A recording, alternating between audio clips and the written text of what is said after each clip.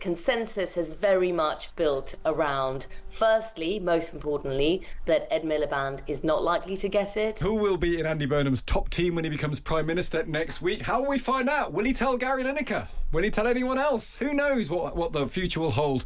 Westminster is in full speculation mode. Let's get the latest from Times Radio's political editor, Anna Mikhailova. Morning, Anna. Good morning, Stig. Shabana Mahmood now nailed on as Chancellor. Can we say that? Well, we can't say nailed on, and the Burnham team were very keen last night to say that Andy Burnham has not yet made up his mind. That is not true. That's not true, is it, Anna? That is completely not true.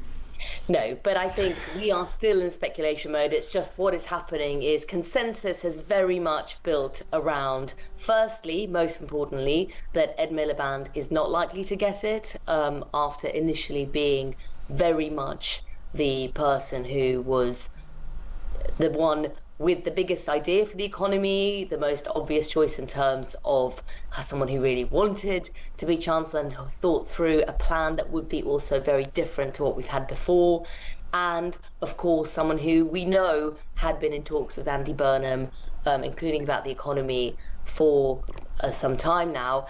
And instead, the consensus is that the frontrunner now is not one of the other options, but instead Shabana Mahmood, who is interesting in the sense that she's a bit more of a blank canvas when it comes to who you're putting in the Treasury. Yeah, but that's a not very polite way of saying she doesn't know anything about economics, but that's okay. That's how British politics often works. Okay, let's play our fantasy speculative cabinet, because dominoes start to fall, don't they? If you put her in as Chancellor, who becomes Home Secretary then?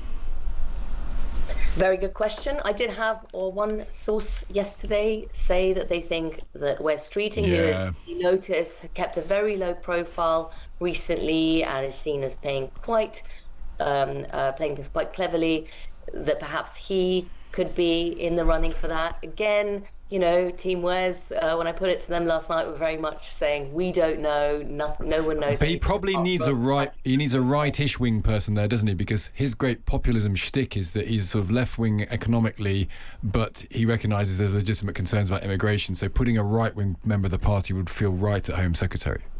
Well, and he has said, when it comes back to Shabana Mahmood, that he supports what she has been doing in the Home Office.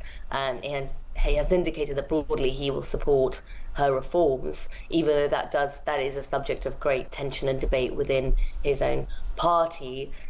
So I think that would be if you are removing her from that job, then he will have to send quite a strong signal, not least to his constituents, because don't forget.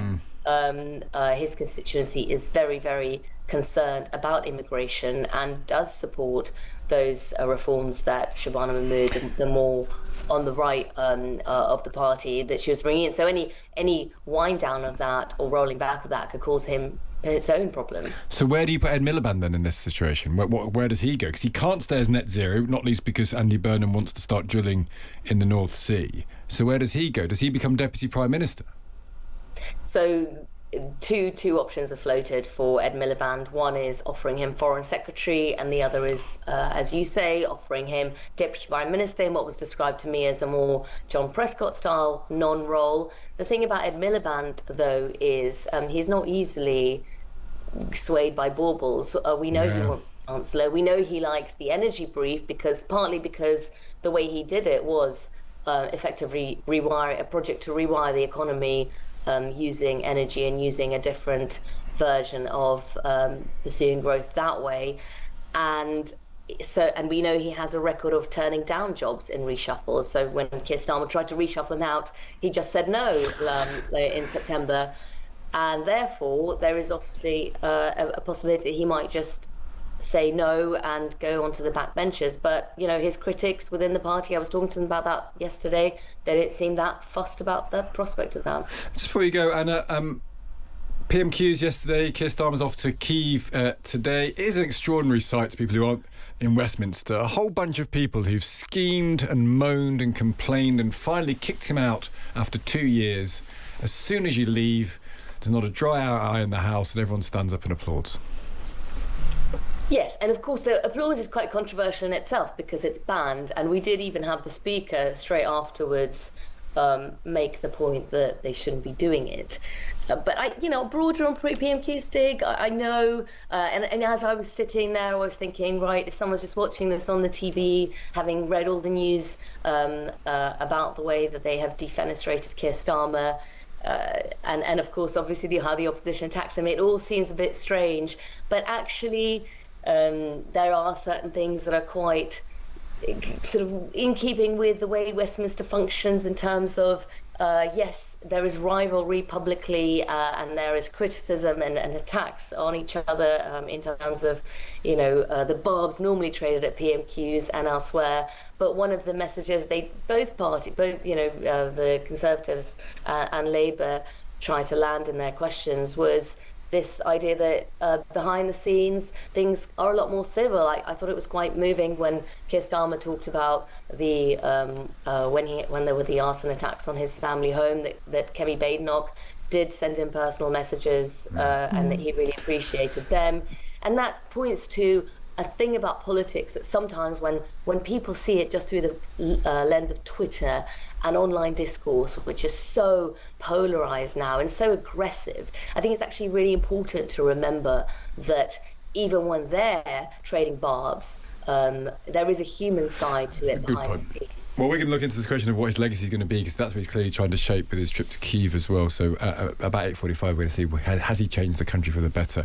And that's certainly the argument he wants to push. Anna, good to speak to you. Thanks, Stig. That's Anna Mikhailova there, our political editor. Shabana Mahmood supposedly coming into view as the front runner for Chancellor, and there's been a positive market reaction. Yeah, there has. So the pound actually hit a 2-month high against the dollar on Wednesday after reports in the Times that she had become the front runner for this post. And we also saw the cost of borrowing falling. It fell across Europe and the United States as well, but it fell more in the UK, which does seem to suggest that markets feel that Shabana Mahmood might be a better option for Chancellor than certainly Ed Miliband, which a lot of people had been looking at and maybe being a bit concerned, because Shabana Mahmood is more on the soft right, and Ed Miliband had potentially had the effect of unsettling gilt markets if he were looking to borrow more, to spend more.